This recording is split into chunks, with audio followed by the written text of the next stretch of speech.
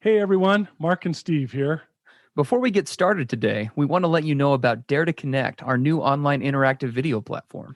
For less than the cost of a therapy session, you and your spouse get live access to both of us 3 times a week. Each 30-minute live group support session provides interactive mentoring and healing for addicts, spouses, and couples. If you're loving our podcast and our unique style of bringing you recovery, you're going to love Dare to Connect. To learn more, go to daretoconnectnow.com. We're looking forward to seeing and working with you.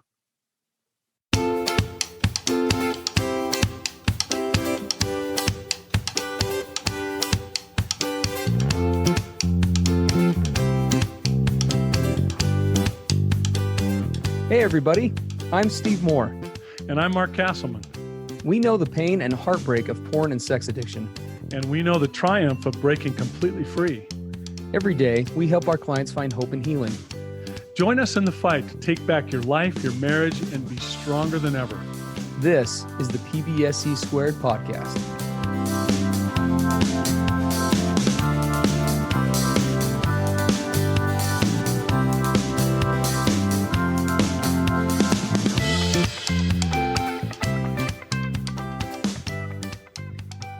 Good morning, everybody. Welcome to the PBSE podcast. Mark and Steve here coming at you. Good to be with you all today. We've got a really good topic that actually comes from a listener of the podcast that'll take us in a little bit of a different direction than we have in a couple of months, which is nice. We have obviously a lot of couples that listen to the podcast for some pretty self-explanatory reasons, but we also do have a lot of single people. And we did get a question asked from one of our single subscribers. That has a lot of relevance, both to actually, we're going to start off kind of addressing the single side of it, but kind of progress that into the coupleship side as well. So we'll go ahead and we'll just jump in. This is what he says. Hi there. I'm so grateful for your podcast. Just found it last week and feel I've already gained a lot. Here's something I'd love if you all could address. For us single guys and girls, at what point in recovery can we /should be /may we start dating? I know in 12-step circles, many suggest a year of sobriety before dating. In your experience, does that ring true? And either way, how can we internally assess our readiness to date in light of our history with porn /lust addiction? Thanks so much, and may God grant you continued success in helping others. We sure do appreciate that, listener, for sending that out, and we definitely want to tackle this today. This is a good topic. Yeah. No, it's and there's so much controversy and opinions and ultimatums and expectations and all kinds of things out there in our culture that address this topic, right? Everywhere from Hollywood to social media to, dating circles and peers and the way you were raised. And I mean, the list is just endless of the information you have bombarding you about what's right and what's not with this approach. Absolutely. And it's different. This is up to you. Steve and I, as always, we're not this moral authority to make, big ironclad declarations to you, but we can tell you what we have seen in our own lives and with people over decades of experience and hopefully give you some food for thought so that you can make some individual decisions about this. But this listener brought up 12-step circles. And one of the sayings in 12 steps, Steve, that you brought up as we were starting today, when you first get into recovery and you get into 12-step and other approaches to getting sober and engaging in finally healthy living in relationships, one of the sayings is, okay, if you think you're ready for a relationship, get a plant. Right? Go get a plant and try that first. Yep. Let's see if you can take care of that. If you can keep that alive for a couple of months, yeah. Then maybe you're ready for a turtle. Yep. A turtle or a fish. Something super low maintenance, right? Right. Yeah. And if you go through that phrase, right, it kind of progressively goes, and we won't go through it for sake of time, but then it says, if you're ready to you do these 5 or 6 steps, leading up to another relationship, and all things look good, all things line up, then maybe you're ready to date. And we can talk about the reasons that is, one of the things that we often do. And this is this is, of course, true when we go from one relationship to the next, but it's also true if we're in the same relationship. If we keep, right, it's the old saying, if you keep doing what you've been doing, you're going to keep getting what you've been getting. Yeah. And if one relationship doesn't work out and we move on to the next one, but we bring all of the tendencies and attributes and baggage and all the stuff that we had in the old relationship, and we just simply bring that into the new one, thinking that it's the new relationship that will change things. This time it's going to be different. And you have to step back and go, okay, why exactly? Well, because it's a different person. Yeah. Really. But I often say, when you enter into another relationship, all of the stuff that you move in to the new apartment, there's all the stuff all the boxes and luggage you can see and all that you can't see. And it's the can't see part, right? If I just bring all of my old tendencies with me, after the novelty of that relationship begins, the newness of it begins to wear off, I'm going to find that I just start slipping back into the same old behaviors, the same old stuff. Yes. And that's it's the case if you're in a relationship. If you want to go from relationship 1.0 to 2.0, you can't bring all the baggage and tendencies and behaviors from 1.0 with you. It's just going to be a repeat. Yeah, no, it's really true. And, there's I know we're talking a lot of 12-step today, but there's another phrase that kind of comes to mind, when we talk about those of us who struggle with some sort of compulsion or addiction, whatever it is, convinced that the next one would save us, meaning whatever that thing is, right? Convinced that the next one would save us, we were really losing our lives. Yeah. And I like that phrase. It applies really well to honestly any compulsion or addiction, wherever you fall on that spectrum. But especially when we talk about, bringing a little bit of the clinicality into this, lust addiction or sexual addiction is kind of a misnomer in a lot of cases. I would say the vast majority of cases I work with. If we get really technical and we start to look behind the behavior into the mentality, a more accurate definition for many of the guys that I work with would be actually love addiction, right? We're constantly trying to find something to fill that void attachment wise that will just never fill that void, right? And we keep trying to use X, Y, or Z things to do it, and it just never gets there. And so we've had this emotional codependency on elements surrounding love, acceptance, right? Being desired, being wanted, being chased or pursued, right? There's that kind of endless need of that for us who struggle with that. And we're constantly kind of pursuing those as a way to try to fill up the bucket within ourselves that really will never be able to be filled by externals, can only be filled by internals. And so that's kind of what we're talking about here. Yeah. Right? And that's why this question of how long should I be sober, not acting out in my addiction, and have good, solid foundational recovery and sobriety under my belt before I start dating and having sex again. The reason that's so important is because until we do our internal work, until we figure out, okay, why do I go to these sexual outlets in order to fill the void, the holes in my soul, the deal with the difficulties of life, discomfort, emotional stuff.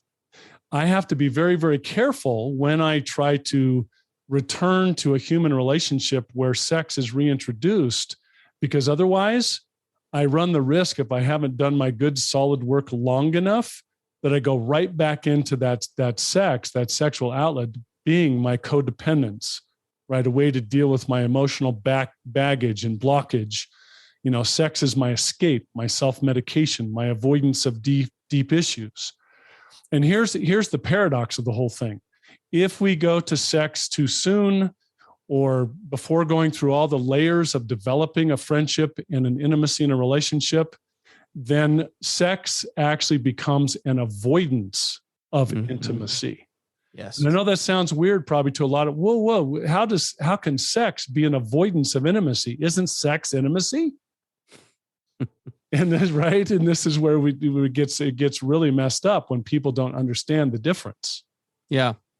Yeah. I mean, when it comes to, connection and attachment, right? And again, we are not coming at this from a moral authority place. We're just giving you good clinical information today. Okay. If that lines up or doesn't line up with your moral premise, then so be it. We just talk facts here. But contrary to, popular belief, the more we root a relationship in the sexual realm, what we're in many cases, more often than not, doing is we are creating kind of an inherent codependency in a relationship, right? Mm-hmm. If I'm building a relationship off of sexual elements, and we all know those well, those listening to this podcast, right? The thrill, the novelty, the newness, the passion, the dopamine, oxytocin hits.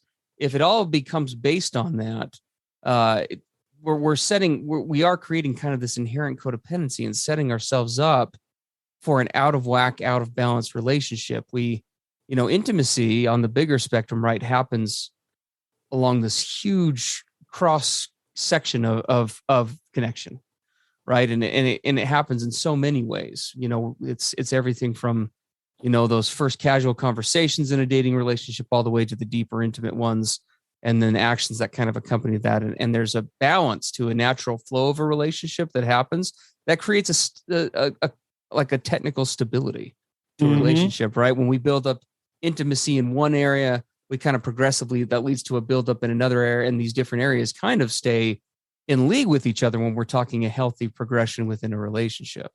But when you talk about starting right out the gate with the sexual piece, particularly for those of us who have a historical unhealthy attachment to sex or the sexual act or sexuality, we are at grave risk of doing exactly what Mark is talking about, right? Not only does it create this lopsidedness, but it will actually create a distance, and we become essentially reverse rolled in terms, that's probably not the way to put it, but reversed in terms of how a relationship with sex ought to be how sex ought to be in a relationship, right? Rather than becoming this expression of other elements of connection within the relationship, it becomes this fundamental building block that is absolutely required to ever escalate in order for the relationship to keep going, right? Unless it evolves. Yeah, and it's really important to look at. So from my own personal experience and having worked with so many couples over a couple of decades now, one of the things, this is a common scenario that I see. When a couple starts out and they put sex too early or at the top of the list, because it's such an emotionally and biologically intense experience, it easily can override the critical intimacy development layers and processes, right? It kind of trumps all of them because it's so intense in the brain, the body, and so many of the processes that it brings into play, that intensity and that novelty is what is pretty much the whole experience. And because of all that, we didn't get to know each other. We didn't go through the layers of building on that one layer at a time. And we didn't, and we found a way to escape or avoid the more intense intimacy development, the hard conversations, the going deep, the saying uncomfortable things, the leaning into each other. We kind of skip all that with the intensity of sex. And here's what happens.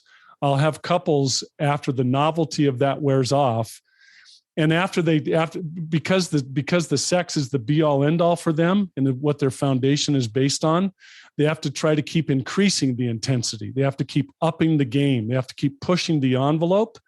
But eventually you get to the place where you just can't do that anymore. It can't cover all the other stuff any longer.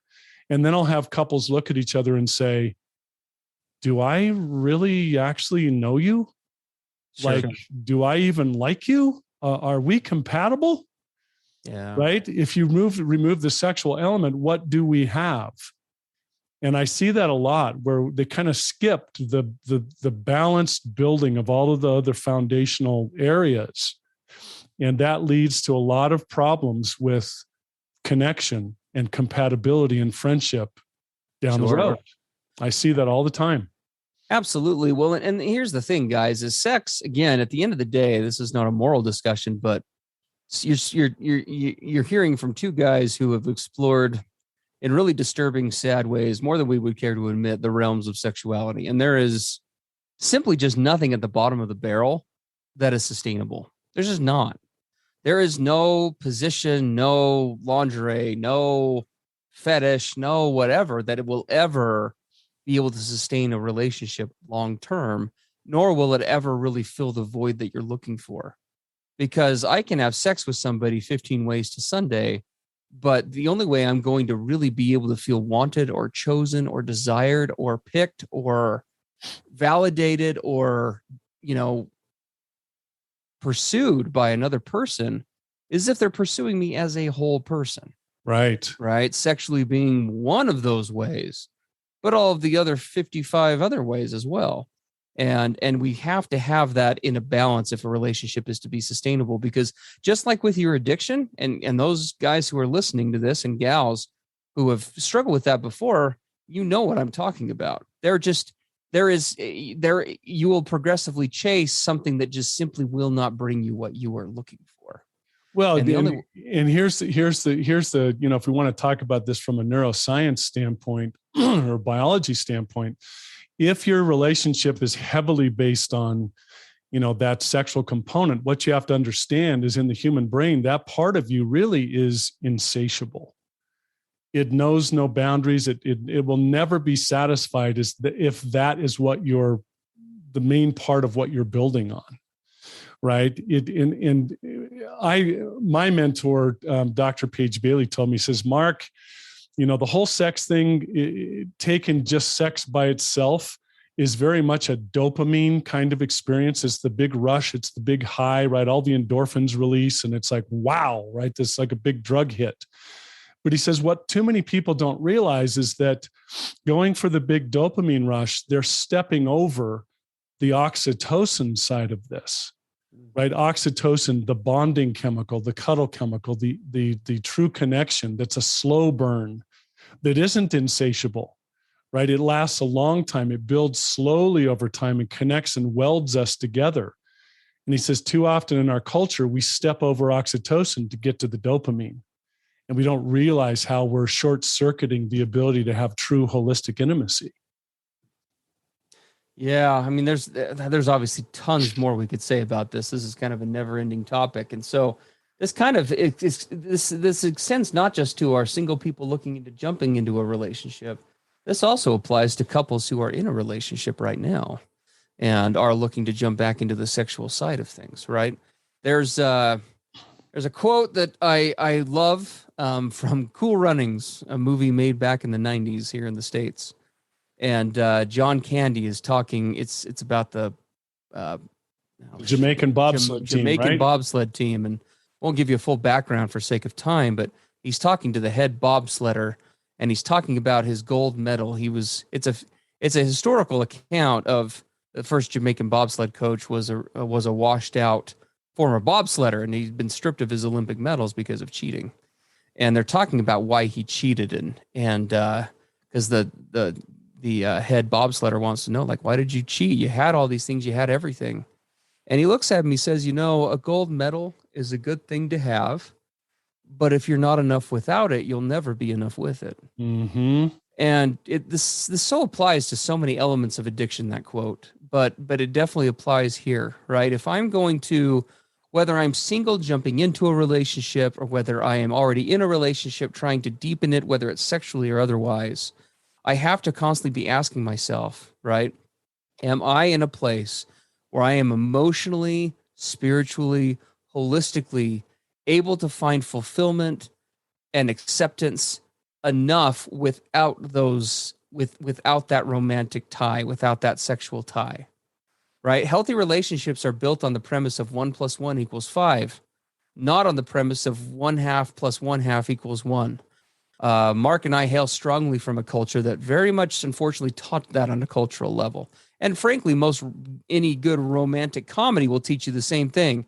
I'm just this lonely, wandering puzzle piece on the search for my other half, and I can't be happy until I find my other half, or I can't be enough, or I can't be complete. Mm-hmm. And that will sell lots of movie tickets, and it creates a lot of crappy relationships simultaneously. Well, and part of that, Steve, is if we have this big focus on sex, whether we're trying to get back into dating or are already in a relationship, if we keep turning to sex as the way to feel better, to feel affirmed, to feel cherished, to avoid, to escape, to medicate, et cetera, right? You have to start to ask yourself, how can I expect to figure out, quote, we you and me together. How am I going to figure out we if I haven't figured out me?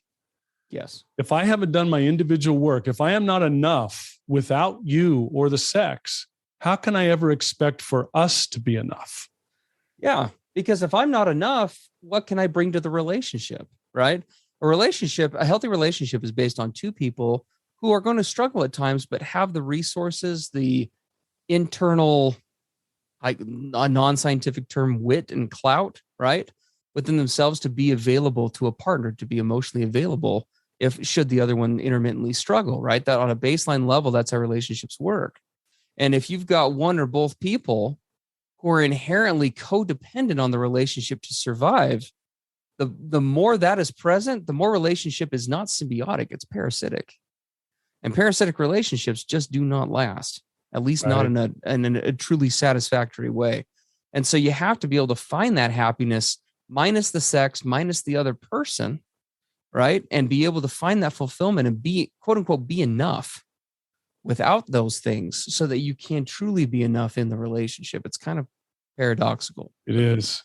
Anyway, I know we got to wrap up. Well, and another thing, those of you in recovery listening, a big test of whether your recovery and your sobriety is real and is lasting is, quite frankly, your willingness and your ability to quote, slow down your push towards sex, and to back up and slow it down so that you can develop true holistic intimacy one layer at a time. Do you find yourself being willing to do that, to just slow it down and take it one step at a time and let it naturally develop? Or do you find yourself pushing to the quote climax, going right to the big sexual encounter? Where you're at with that is a pretty good barometer on where you are in your recovery. Absolutely. Well, guys, there's so much more to say on this. And as always, podcasts are way too short. We never have enough time with you, but we would love to have you. Please come join us if you have not already. Come on in. The water's fine. We have our Dare to Connect program, abbreviated to D2C, that meets 3 times a week working with addicts, spouses, and couples. Revolutionary program. Nothing out there like it. Fully interactive, where you are able to ask questions, get answers from us on a one-on-one real-time experience. We also offer the sessions that are recorded for download and review after the fact. Would love to have you guys come join us. You can find out more information about that at daretoconnectnow.com. And as always, please do keep the questions coming to PBSE. We so love addressing those. We have about 1,000 topics we can tackle in a given week. But just like with our Dare to Connect program, we love to have this podcast guided by you, the listener, and what you're needing. So please come level up your recovery with us with Dare to Connect. And also, please do get us your questions and in our contact form at pbsepodcast.com. We'd love to hear from you. Yeah, but as always, great to spend time with you today. And we will see you next time with our, whatever the topic is. PBSE. Yes. We just don't know what it's going to be. Stay tuned. Have a great week, everybody. See ya. Everything expressed on the PBSE podcast are the opinions of the hosts and the participants and is for informational and educational purposes only. This podcast should not be considered mental health therapy or as a substitute thereof. It is strongly recommended that you seek out the clinical guidance of an individual qualified mental health professional. If you're experiencing thoughts of suicide, self-harm, or a desire to harm others, please dial 911 or go to your nearest emergency room.